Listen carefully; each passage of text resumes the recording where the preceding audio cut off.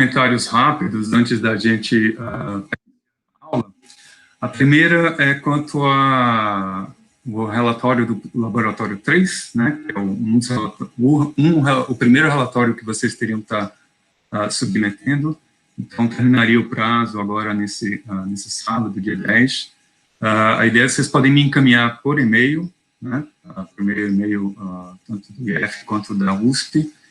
Eu vou, até lá, a ideia era que a gente tivesse uma maneira de vocês estarem submetendo, né, esse relatório. Ele pode ser um arquivo PDF, né, com todas as informações.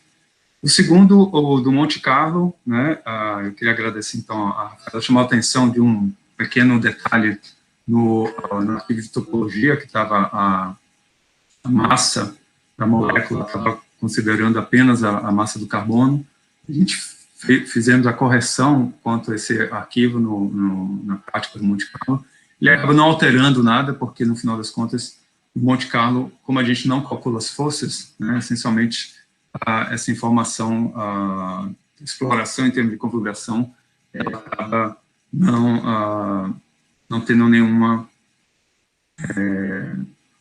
implicação direta, né? Mas, de qualquer forma, foi corrigido, vocês podem estar fazendo a prática, né, do Monte Carlo sem problema algum. Eu vou estar compartilhando, então, aqui minha tela, né, e qualquer dúvida, obviamente, por favor, fique à vontade de estar nos questionando e perguntando, né, quanto a qualquer um dos tópicos lá que a gente estiver discutindo. Tá? Bom, hoje, talvez seja uma das aulas mais densas que vamos ter aqui no curso, e eu vou tentar tornar ela um pouco mais divertida, vamos colocar assim, né? E eu vou, para isso, né, estar usando o meu parceiro aqui, o violino, e eu vou fazer um paralelo com algo que vocês provavelmente já estão vendo ou já viram, né, que é a motivação toda vai ser em função da gente caminhar, né, numa discussão quanto aos métodos de mecânica quântica, né? E para isso, então, a gente vai precisar estar fazendo a descrição da parte eletrônica dos materiais, né? Então, até o momento, nós discutimos essencialmente a parte atomística, né? Então, os átomos seriam a nossa base para a discussão, e agora a gente vai descer um pouco de escala, né, no sentido de se tornar essa interação mais acurada possível. E o que a gente tem de melhor no momento, né, é uma descrição a partir de mecânica quântica. Bom, então, como a classe é um pouco diversa em termos dos perfis, e talvez nem todo mundo tenha tido ainda completamente, né, um curso de mecânica quântica, eu vou fazer uma revisão, né, e, na verdade, ela vai parecer, de alguma forma, a gente vai ver nessa aula tudo que vocês veem em mecânica quântica em um ano, né, essencialmente. Então, para não tornar ela tão pesada e, ao mesmo tempo, também não tão superficial, né, a ideia é que a gente não vai estar concentrado tanto no problema físico em si, né, nos fenômenos físicos, nesse momento, nessa aula, que acabam levando à formulação da mecânica quântica, mas os métodos numéricos, né, da qual são necessários para a gente poder fazer qualquer abordagem via mecânica quântica. Então, essa aqui é a proposta da aula de hoje, né? E, em seguida, a gente vai fazer 2 exercícios, né, pensando em termos desses métodos. O primeiro exercício vai ser um exercício mais qualitativo, né? Então, muito provavelmente, quem já fez quântica já teve que resolver um problema do oscilador harmônico ou do átomo de hidrogênio, né? E a gente vai tentar, durante a simulação, né, visualizar, por exemplo, a função de onda, posição, né, momento, e ter uma ideia mais qualitativa do como é que é o comportamento, né, dessas entidades no mundo quântico. E na próxima semana, então, a gente vai partir para usar essas ferramentas para, de fato, fazer uma simulação de materiais, né, usando essas técnicas, né, na qual a gente vai poder acessar a informação eletrônica dos sistemas. Então, mas para eu chegar nessa metodologia, né, a gente vai ter que percorrer, né, alguns desses caminhos, esse caminho, né, para a formulação da equação que vai reger os efeitos quânticos, bem como as estratégias numéricas que se tem para poder estar fazendo essa solução, obtendo essa solução, né? Bom, então, como exemplo, né, o caso que eu vou partir é o caso dos modos normais de uma corda vibrante, né? Então, por isso que eu trouxe o meu instrumento, o violino. Então, antes de fazer física, eu fiz música, né? O meu primeiro emprego foi como músico, né, num quarteto de cordas. E foi a partir do violino que, na verdade, eu aprendi muita física, né? Então, essencialmente, para quem não conhece o instrumento, e aqui é uma corda vibrante, né, você tem uma corda que ela é presa em 2 pontos, né, e eu posso, dado uma tensão, você tem uma propagação, né, essa corda ela vibra, né, e você tem modos normais que são resultantes dessa vibração, dessa tensão que você aplica sobre a corda. Obviamente, a depender da densidade, você vai ter sons e frequências diferentes. Então, nosso exercício aqui é resolver o problema da corda do violino, né? Então, é algo, a gente vai fazer algumas aproximações, mas que ela vai servir como a ponte para a discussão em termos de mecânica quântica, né? Então, antes de a gente entrar, né, numa discussão que vai chegar à equação de Schrödinger, né, ela tem uma motivação física muito simples, no sentido de, antes da formulação da mecânica quântica, se conhecia muito sobre o movimento, fenômenos ondulatórios, né, e essa conexão você vai ver que é bem direta. Então, o que a gente vai fazer é um pouco, nesse primeiro momento, né, é resolver o problema desse instrumento musical, né.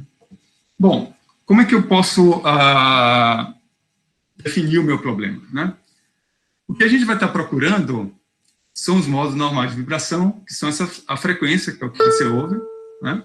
Nesse caso aqui é 440 Hz, o Lá, afinado, e com o meu sistema físico em vibração, né, apenas algumas vibrações são permitidas, que são os modos normais. Vai ser interessante que a gente vai poder ser capaz de capturar e obter esses modos, né, a partir também explorando sistemas sólidos ou em outras fases, né, que vai fazer com que a gente possa comparar com resultados experimentais. Então, o que eu vou estar procurando são os modos normais de vibração, nesse primeiro momento, no problema da corda vibrante.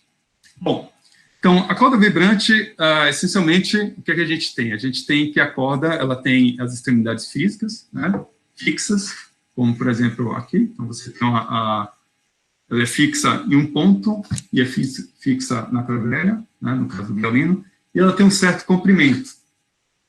Eu vou assumir que o meu x0 é num determinado ponto e o meu x, minha corda, ela tem um comprimento igual a L.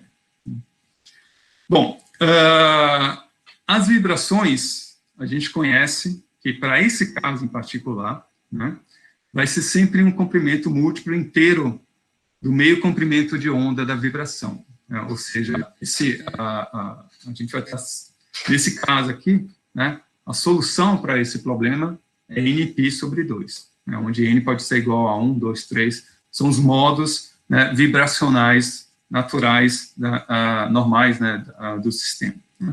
E no caso, eu usualmente, quando apresento uma aula como essa, eu levo esses 2 instrumentos musicais, né?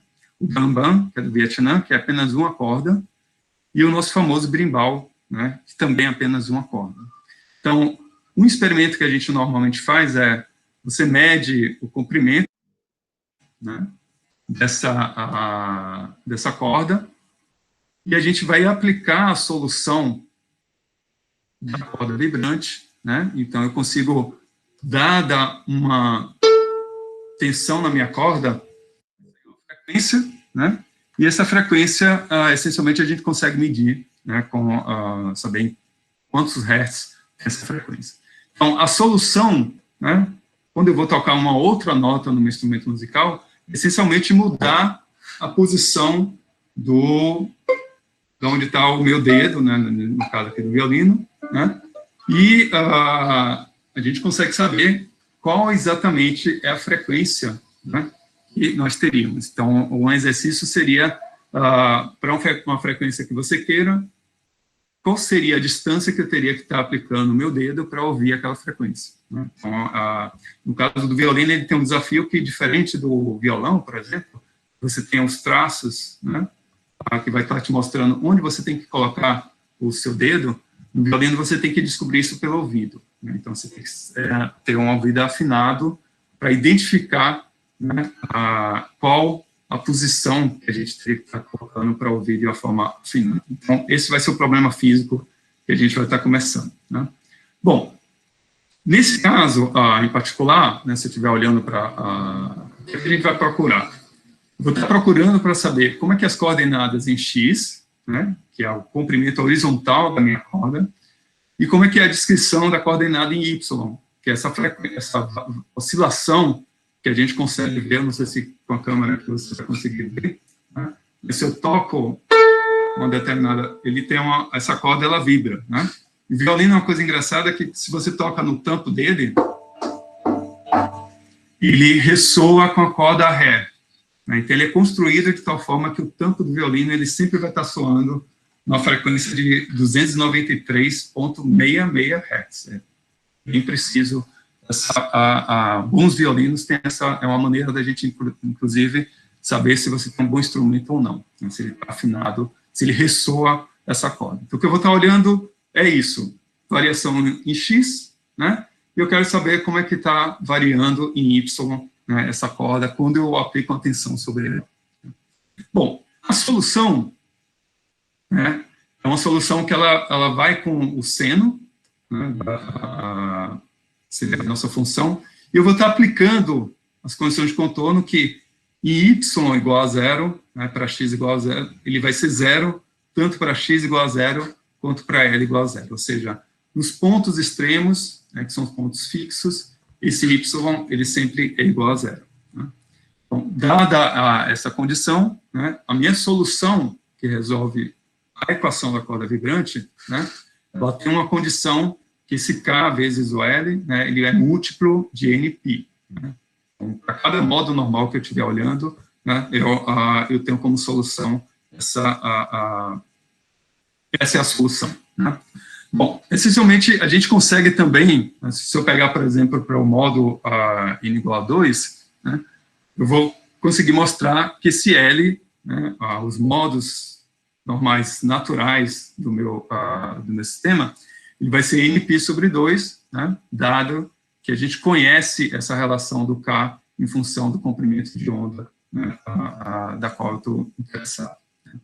Bom, e os meus modos de vibração, então, os modos naturais de vibração, cada um deles, né, ele vai ser dado por essa expressão. Então, para diferentes modos, né, eu vou ter uma solução que ela é um A de N seno, né, de XNP sobre lambda, né, onde lambda, de novo, é o meu comprimento de onda. Então, se eu for olhar em termos físicos o que está acontecendo, né, os meus modos de vibração, eles vão aparecer dessa forma. No caso do instrumento musical, o que você tem não é apenas um único modo acontecendo, mas você tem todos esses modos acontecendo de uma forma simultânea, né? Então, você vê, inclusive, até uma maneira da gente descobrir se, naturalmente, né, você está afinado ou não.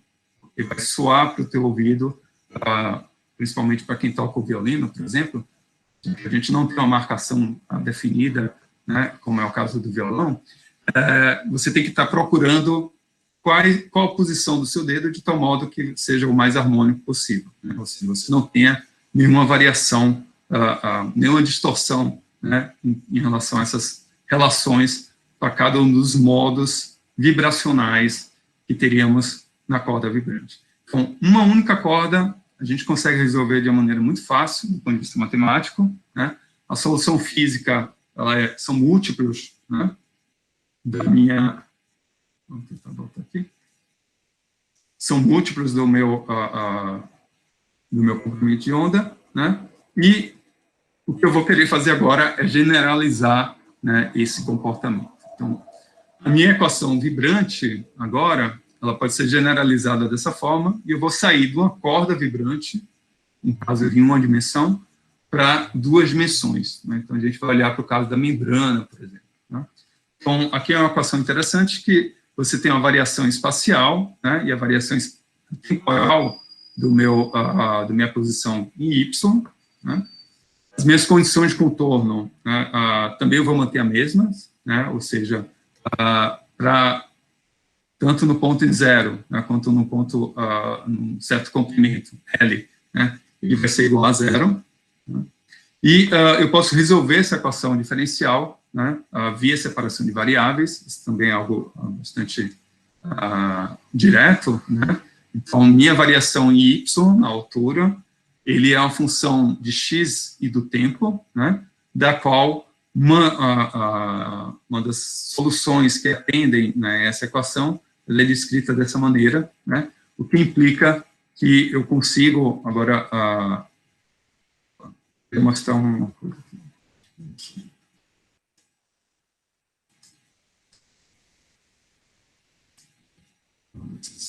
Beleza.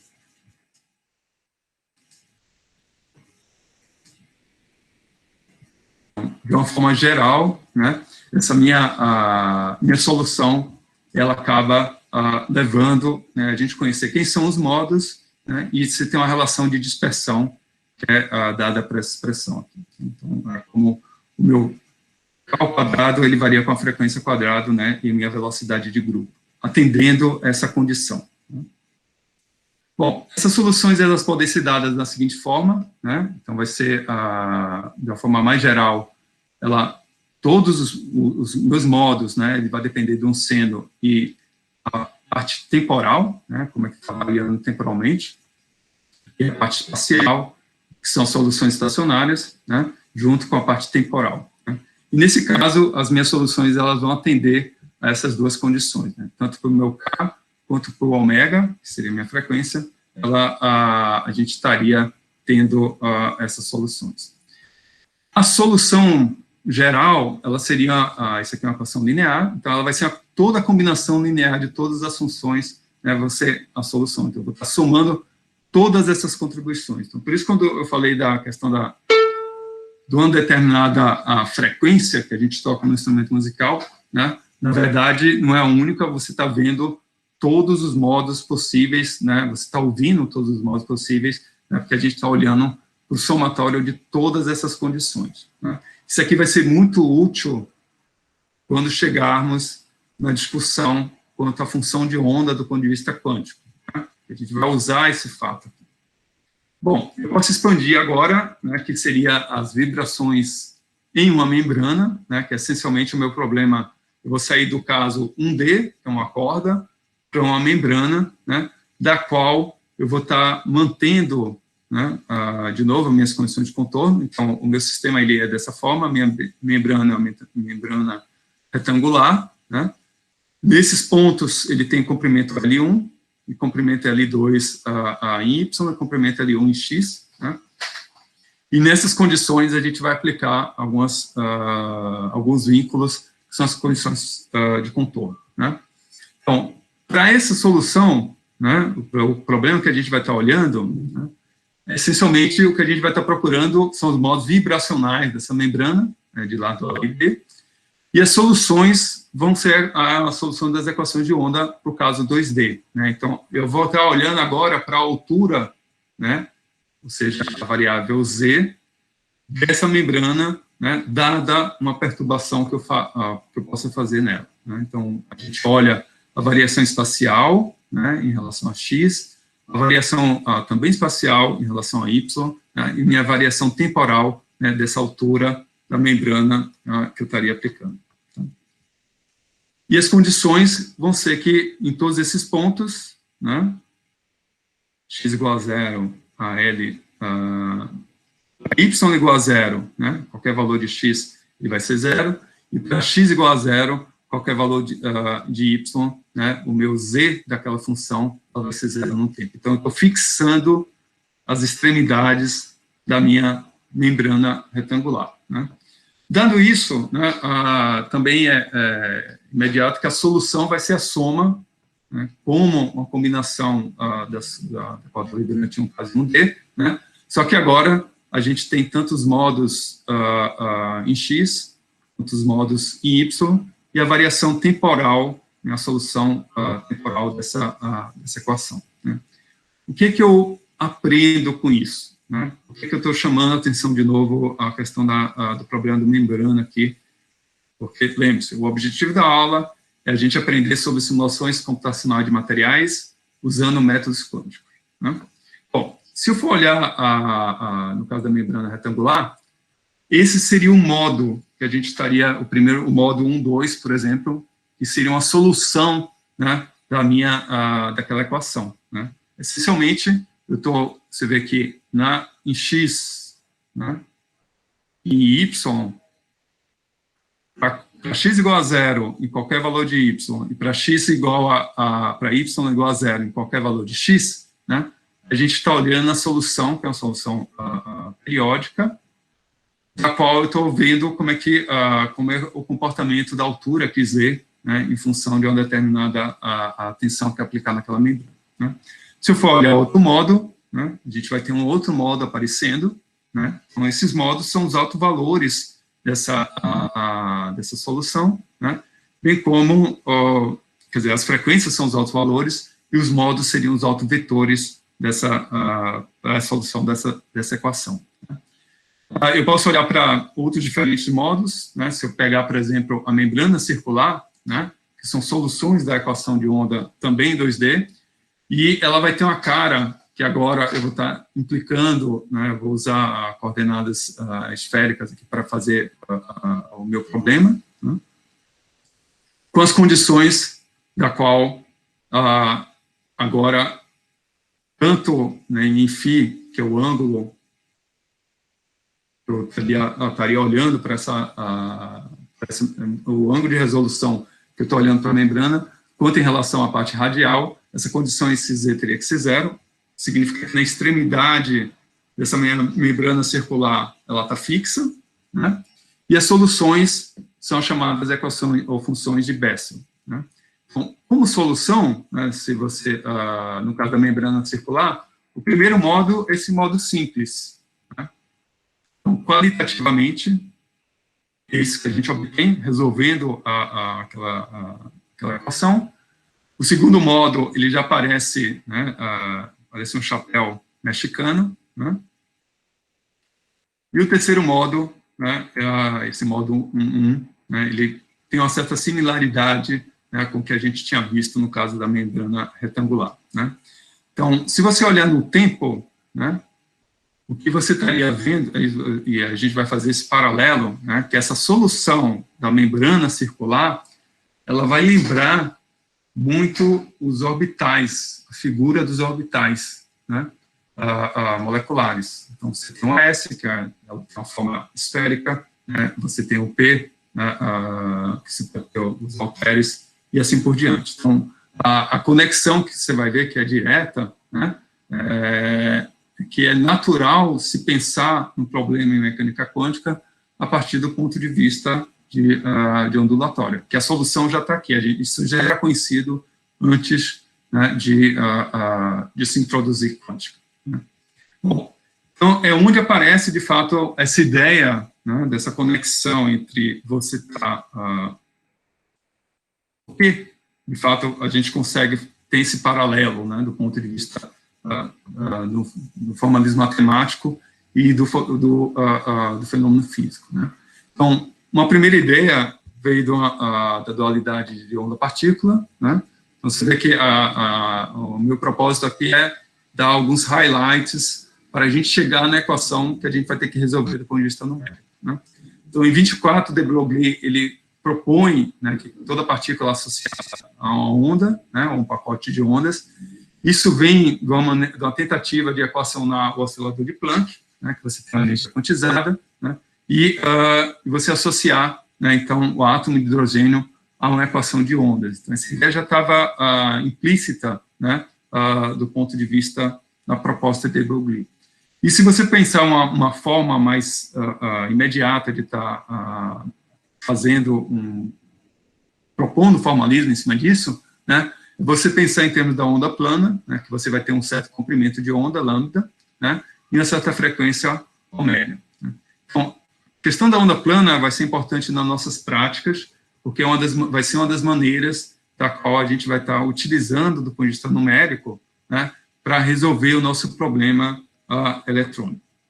Bom, se eu tenho essa proposta, então a analogia com a corda vibrante, né, que é também imediata, né, é que a minha função ela vai depender de uma certa constante elevada a kx, né, menos ômega t. Então, você tem a parte espacial e a parte temporal, né, da solução dessa equação da corda vibrante.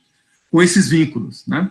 Então, o K é 2π sobre lambda e o ômega é 2π φ, onde φ ele depende do comprimento de onda. Né?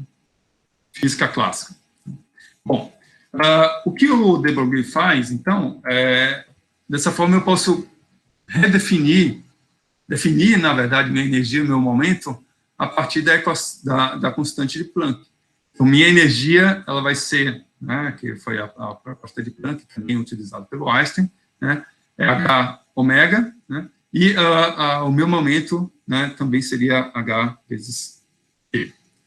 Então, se eu tenho agora uma partícula com certa energia e momento linear, que vão ser constantes, né, considerando uma partícula livre, e a gente vai, de novo, isso é importante porque depois a gente vai usar essa expressão, a solução, né, a solução da onda de de Broglie é dada por essa expressão aqui, então depende do momento e da energia. Né? Então, estou reescrevendo, né, a minha solução em função do H cortado, da minha constante de Planck, né, e o momento e a energia do sistema, onde, de novo, né, o meu comprimento de onda, agora, ele vai ser dado pelo H por T, né, e a energia, né, é P quadrado sobre 2m, onde é a massa da partícula. Bom, a pergunta toda que o de Broglie se faz, né, é quando, de fato, uma partícula vai se comportar como onda, né, que acho que é a grande contribuição dele, no final das contas. Né. E aí, a correlação que a gente faz é a seguinte, então, produto, comprimento de onda vezes momento, ele é a constante de Planck, né, e eu consigo agora, né, tentar descobrir quem vai ser a minha função de onda, né, já que se comporta como onda, né, quem seria essa função dessa onda, né, que está descrevendo essa onda? Ela vai depender, então, da parte espacial e da parte temporal. O que eu vou estar procurando o tempo inteiro, né, nessas semanas aqui que a gente vai discutir sobre a parte de primeiros princípios e métodos de estrutura eletrônica, é exatamente tentar obter esse objeto, né, seria a função de onda do meu sistema. E essa função de onda, ela depende da posição, né, e se você for olhar a evolução temporal, né, também do tempo. Então, como o primeiro passo, né, até esse momento, qual que é a ideia? A gente fez um paralelo entre o que se conhece em ondulatória, né, o comportamento, né, físico, por exemplo, de uma onda, de uma corda vibrante, uma única corda, unidimensional, né, bem como o caso da membrana, né, e agora a gente está usando o mesmo formalismo matemático, que foi a proposta do de Broglie, né, para poder descrever e se perguntar, bom, se a partícula se comporta como uma onda, quem é a função de onda que vai descrever essa partícula? Né? Dado isso, né, logo em seguida, essa proposta, né, teve todo um desenvolvimento em mecânica quântica, que foi a partir da escola de Copenhague, né, ou melhor, de Sommerfeld, né, da qual você tem o Heisenberg, e você tem em seguida veio o Bohr, né, com a proposta de você usar matrizes para fazer essa descrição. Então, note que não havia esse paralelo, né, direto com a questão do movimento oscilatório, né, você tinha um formalismo matemático a partir de matrizes, né, E essa pergunta, quem respondeu, na verdade, foi o Schrödinger, né? Então, a pergunta que o Schrödinger fez foi: qual que é a equação diferencial, ou seja, qual que é a equação da onda que vai estar descrevendo essas ondas de de Broglie, né? E essa foi a grande contribuição do Schrödinger. Isso é feito em 1926, né? Então, se existe uma onda associada a essa partícula, né, essa onda ela tem que ter uma função, essa função de onda que a gente está procurando, né, que vai satisfazer a seguinte equação, né, uma equação que é similar à equação da corda vibrante, né, ou da membrana, se você tiver em 2D, ou mesmo em 3D, né, onde, aqui nesse caso dessa equação, a única diferença que a gente está considerando é esse φ0 igual à velocidade de fase, né. Para quem gosta de fofoca e de história da ciência, né, na biografia do Schrödinger, ele comenta, né, que esse foi um período quando ele teve ele pensou, né, nessa proposta. Na verdade, ele estava tendo um relacionamento com uma situação que ele comenta na biografia dele, que ele acabou indo ficar um tempo, quase que um mês fora, e nesse período foi que ele acabou tendo essa ideia, né, e desenvolvendo toda essa proposta em cima, né, de quem seria a onda, a equação de onda, que estaria, né, de alguma forma, capturando ou representando as ondas de de Broglie. O que acabou tendo uma recepção muito imediata pela comunidade, porque era muito mais fácil você fazer essa analogia física com o movimento oscilatório, né? Então, comparado com a parte de proposta do Heisenberg, que era um formalismo mais na linha de matrizes, que na época, né, ainda não era algo, era uma linguagem matemática, né, que não era todo mundo, não era domínio de todo mundo, né? Hoje em dia a gente aprende na escola, mas naquela época não, né? Então era algo que ainda era muito abstrato. Enquanto do Schrödinger, não, é a equação de onda, ok, né? Você conhece o movimento oscilatório desde tanto em ótica, né, quanto em mecânica clássica, né, com o problema das cordas e das membranas, né? Então, essa solução, né, que é a equação de Schrödinger, a gente consegue resolver via separação de variáveis, né, que eu quero saber a minha função em termos espaciais e temporais, você pode separar, a gente vai usar isso, né, o que vai nos levar a uma outra relação, tá, que eu vou passar, depois eu posso passar para vocês, algumas sugestões, né, de capítulos que desenvolvem isso aqui muito mais em profundidade, né, mas o que a gente quer chegar são relações, né, da qual a gente vai utilizar para resolver o nosso problema eletrônico, né. Porque aqui, o que eu estou essencialmente fazendo é a proposta, né, que a gente tem a partícula se comporte como uma onda, o que o de Broglie fez. O Schrödinger propõe, então, quem seria essa equação, né, que descreve essa onda, e por conservação de energia, a gente consegue ter uma relação, né, tanto do K em função das energias, da energia potencial e da energia cinética do nosso sistema, né. Então, o que eu vou estar procurando como solução, né, vão ser esses dois objetos. A energia total, que seriam os autovalores dessa minha equação, e o que seria também, né, a função de onda, que seria os meus autovetores, né, desse sistema de equações. Então, vão ser esses dois objetos do ponto de vista numérico que a gente vai estar tentando solucionar, né? Bom, eu posso reescrever essa equação e no final das contas, né, o que eu chego, todo esse caminho aqui foi para chegar, né, na equação de Schrödinger para os estados estacionários, né, que vai depender, então, de um termo da energia cinética, será cortado sobre 2/2m, né, e o termo do meu potencial, né, da qual esse sistema vai estar sobre ação, né? E a solução, então, o que seria o comportamento da evolução temporal, né? Essa evolução temporal, então, ela vai ser dada por como esse potencial está variando no tempo espacialmente, né? E a gente chega, né, o que seria a equação de Schrödinger, dependente do tempo, né, que seria o equivalente à equação de Newton para os objetos quânticos, né? Então, se eu quero saber quem é, né, da mesma forma que na equação de Newton, eu tinha uma energia, um funcional, né, e para dadas posições eu conhecia a energia, aqui seria essa mesma ideia, né? Então, eu vou ter um termo que depende da minha energia cinética, do sistema, da energia potencial, da qual o meu potencial, né, que eu estou aplicando sobre aquele sistema, e a solução, né, eu vou estar procurando, então, a solução temporal, espacial, desse objeto, que é a minha função de onda. Então, até esse momento aqui, esse objeto, esse psi maiúsculo, ele contém a informação da função de onda, tanto dos núcleos quanto dos elétrons, tá?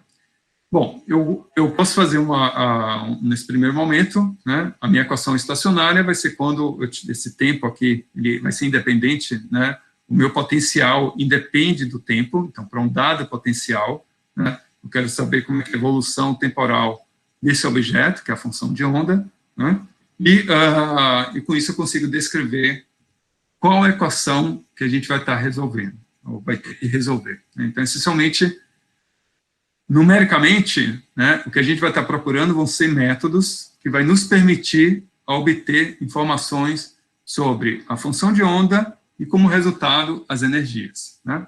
É o que a gente está procurando do ponto de vista físico. Bom, eu posso reescrever essas equações, né, de uma maneira mais simples, essencialmente como um problema de alto valor, alto vetor, né, da qual eu tenho um operador, e eu vou estar procurando, então, para os meus modos vibracionais, né, ou seja, os meus autovetores, que são as funções φ, e meus autovalores, que seria a energia, né? Então, como resultado, né, quando eu resolver a equação de Schrödinger, o que é que eu vou ter é a energia total do sistema, isso é importante, porque várias das propriedades físicas vão depender desse valor, né, essencialmente. Então, nossa capacidade de poder prever a energia vai ser o que vai nos dar essa possibilidade de estar prevendo as propriedades físicas dos sistemas, porque eu vou estar olhando para a diferença de energia e qual a implicação, né, quando eu vou estar mudando algumas condições, e a outra seria a minha função de onda, né? Então, mas até esse momento, eu não falei nada sobre o que é que significa essa função de onda, né? Então, no início da mecânica quântica, no desenvolvimento da mecânica quântica, houve muitas discussões sobre qual que é o significado físico, né, desse objeto, e a gente vai chegar eu vou mostrar para vocês já, né, e, essencialmente,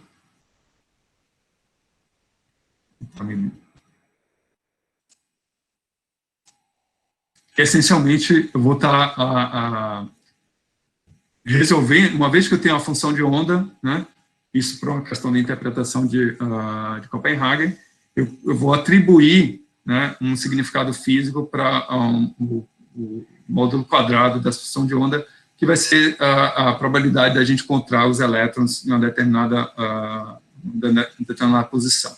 Isso vai ser muito interessante também para a gente, do ponto de vista da simulação computacional de materiais, porque eu vou estar associando agora, né, onde há a maior a probabilidade de você encontrar os elétrons. Então, com isso, a natureza das ligações químicas vão ficar muito mais evidentes, né? Então, se eu estiver compartilhando elétrons, a probabilidade vai estar entre os átomos. Se eu tiver uma ligação do tipo iônica, né, a gente vai ver que esses elétrons vão estar centrados nos sítios dos núcleos, né? Ou se houver uma ligação do tipo metálica, a gente vai ver esses elétrons delocalizados, a carga eletrônica, né, delocalizada no sistema.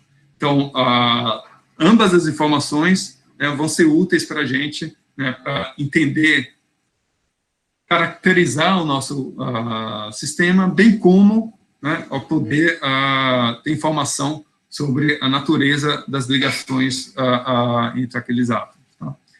Bom, no caso em particular, o que a gente vai estar fazendo também, né, como uma das soluções dessa equação, é olhar, né, como é a evolução temporal, né?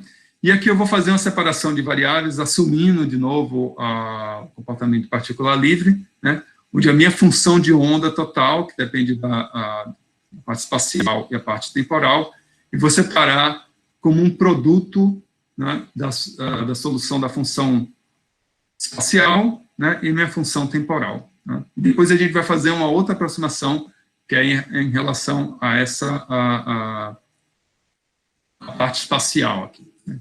Então, como solução, né, no caso da partícula livre, que vai ser algo que a gente vai usar, né, bastante na solução na próxima semana, a minha equação de Schrödinger, ele essencialmente vira, você só tem energia cinética, né, e a minha solução, a minha função de onda, ela é dada por essa expressão, ela depende apenas da massa e da energia do sistema, né, em função da posição. Bom, dada essa situação, a questão toda agora é qual a interpretação dessa função de onda, né? E no nosso contexto, eu já dei um spoiler, essencialmente essa função de onda, né, ela vai ter um significado físico, que é o módulo quadrado dela, ela vai ser a probabilidade da gente encontrar o elétron em uma determinada posição a um determinado tempo. Tá? Isso vai ser muito útil, como eu havia comentado, né, pelo fato de a gente vai ter acesso a esse objeto, né, então a gente vai, na solução do nosso problema, a gente vai acessar quem seria, né, essa função de onda, e finalmente nós podemos, a interpretação física seria essa. Então, a gente vai conseguir saber que é a densidade de carga, né, no meu sistema.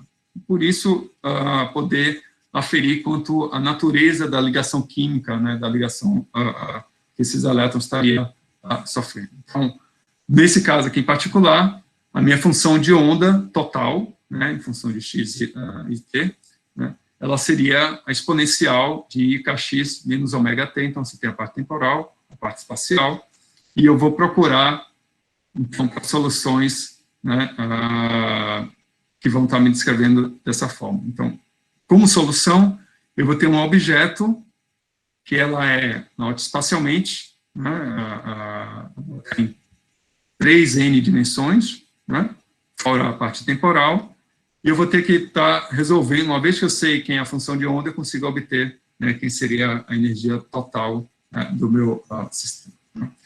E aí, como dada essa condição, né, a gente vai poder explorar vários casos, e eu vou deixar, tem disponível o nosso laboratório 5, que a gente vai fazer amanhã, né, essencialmente, qualitativamente, está explorando diferentes casos, por exemplo, quando você tem a função degrau, né, qual é a solução dessa função de onda. Quando você tem, por exemplo, o poço quadrado infinito, eu vou mostrar já para vocês, para diferentes níveis de energia, né, quem seria a solução, a função de onda, né, e as energias associadas àquela situação, né. O poço quadrado finito, da mesma forma, como é que é a solução da função de onda, né, em termos da posição, diferentes níveis de energia, e o caso mais interessante, que é o caso do potencial central, né, que é quando a gente está tratando dos núcleos atômicos, que é o que a gente, no curso de mecânica quântica, esse seria talvez o caso mais complexo, né, que estaria sendo abordado, que seria a solução, por exemplo, do átomo de hidrogênio, né, ou do oscilador harmônico. Então, como a gente está procurando uma descrição do nosso sistema, né, do ponto de vista, nesse momento, a gente quer a solução, né, para sistemas além do átomo de hidrogênio, a gente não consegue uma solução analítica imediata, e, portanto, nós precisamos, né, nos remeter a um processo, que seria mais um processo numérico, né, da solução da equação de Schrödinger. Né? Então, o que a gente vai estar procurando fazer ao longo de toda essa discussão é encontrar métodos que nos permitam, por exemplo, resolver, né, essas soluções. E mesmo o potencial central, que seria o potencial de Coulomb, né, a gente já tem como solução a ideia, né, dos orbitais atômicos. Ela aparece naturalmente como uma solução, e essa analogia com a corda vibrante, né, ou a membrana, é imediata. Então, a gente está resolvendo uma equação como uma equação de onda. Então, o que você espera vai ser um comportamento também como o comportamento que você teria com a membrana, né, ou a corda vibrante. Então, a forma dos orbitais, ela sai naturalmente, né, da solução dessa equação. Bom, aqui é só para uma questão de nomenclatura, né, acho que talvez muitos de vocês estejam acostumados com a chamada notação de Dirac, mas essencialmente, quando você está falando do braquete, né, a gente está falando da função de onda do ponto de vista espacial, e vou respeitar, né, essa condição de ortogonalidade da minha função. O meu valor esperado, né, da mesma forma que a gente tem na mecânica, na dinâmica molecular e no Monte Carlo, que a gente está procurando, né, por valores esperados, aqui a ideia é a mesma, né, e o que eu vou estar fazendo como solução é aplicando esse meu operador, energia cinética e potencial, sobre, né, o meu observável, no caso a função de onda, e essa integração no espaço inteiro, ela me dá a minha energia. Então, para cada alto valor, né, eu vou ter um alto vetor, que seria correspondente, e o que eu vou estar procurando é exatamente esse objeto. Então, fisicamente, eu vou ter acesso à energia total, né, e, obviamente, na solução da equação de Schrödinger, eu também vou ter acesso a que seria a função de onda, cujo módulo quadrado me dá a densidade de carga que eu teria em função espacial. Então, essa vai ser o nosso objetivo, né, de tentar estar resolvendo essas expressões. Então, numa formulação matricial, que isso vai ser importante, né, do ponto de vista numérico, né, a equação de Schrödinger, de uma maneira compacta, né, a gente tem nosso operador hamiltoniano, a função de onda que eu estou procurando, o meu alto valor, que é energia, né, e o meu alto vetor, que é o psi. Então, isso é equivalente, né, dada a aplicação na formulação de Dirac, essa é a maneira como a gente vai estar descrevendo, né, e eu vou estar descrevendo, então, esse operador, né, a partir de funções, matematicamente, que são funções ortogonais. Então, numericamente, note que aqui é onde a gente vai começar a tentar trabalhar, né, quais seriam as funções das quais eu posso ter uma base completa, né, e numericamente ou matematicamente eu posso estar descrevendo o meu psi. Então, do ponto de vista matemático, né, obviamente você tem que atender uma série de pré-requisitos quanto a essa expansão, mas do ponto de vista numérico, a gente não vai poder fazer uma expansão, né, como infinita, né, mas você tem que tomar um cuidado, né, do ponto de vista numérico, até onde a gente vai estar considerando aqui em termos de energia. Né. E o que a gente vai estar resolvendo, no final das contas, vai ser um problema de alto vetor, alto valor, né, da qual eu vou precisar diagonalizar, né,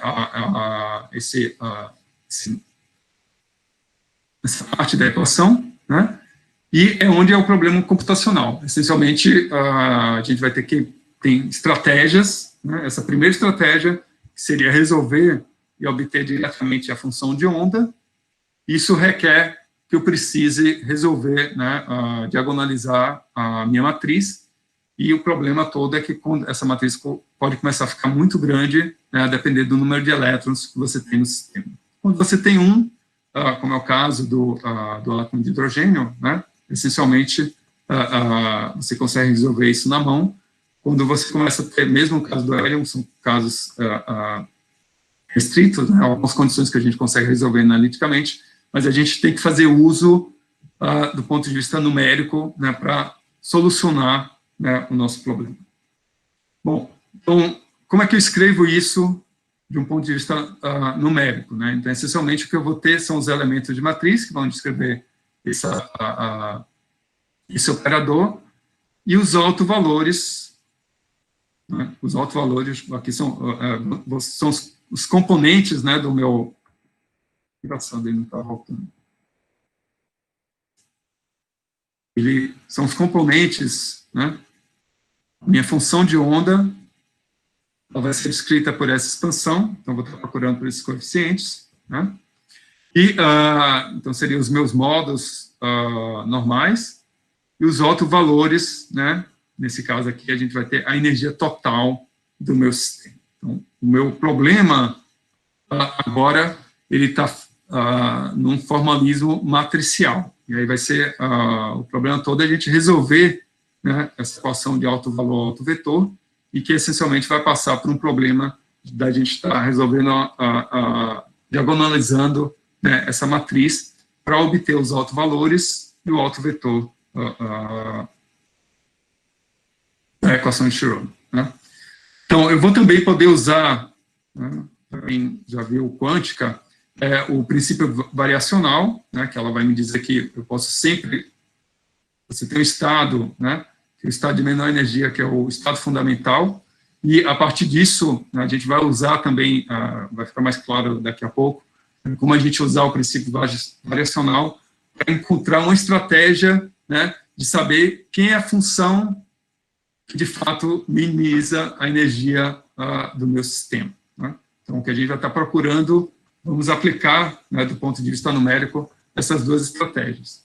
Tanto a formulação matricial, né, mas já a gente vai escapar disso, mas o princípio variacional vai ser usado nas várias estratégias para estar resolvendo, né, quem seria a equação de Schrödinger para esse sistema. Então, o caso do átomo de hidrogênio, isso é uma solução que é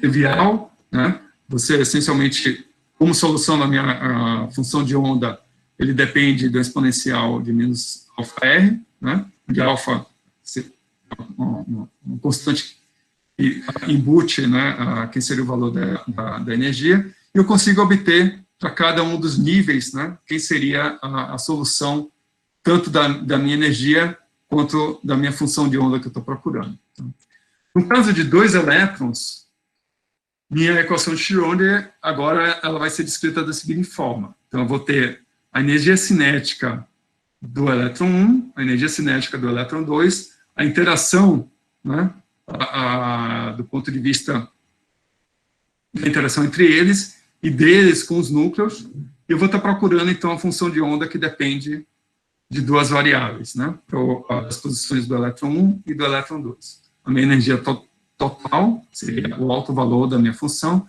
e a função de onda, que seria o meu alto vetor, né. Nesse caso, se a gente quiser expandir para muitos elétrons, o que é que a gente vai ter? A gente vai ter um somatório sobre a contribuição eletrônica, né, da energia cinética de cada um dos elétrons que compõem aquele meu sistema, né, a contribuição dos núcleos, né, bem como as interações de todos os elétrons com eles mesmos, né. E a minha função de onda agora é uma função que depende da posição de todos os elétrons, né, e eu vou estar de novo procurando pela energia total do sistema, né, e esse objeto que seria minha função de onda. Então, de uma maneira bem direta, o nosso problema agora, né, é resolver essa equação, tá? Seria átomos com muitos elétrons.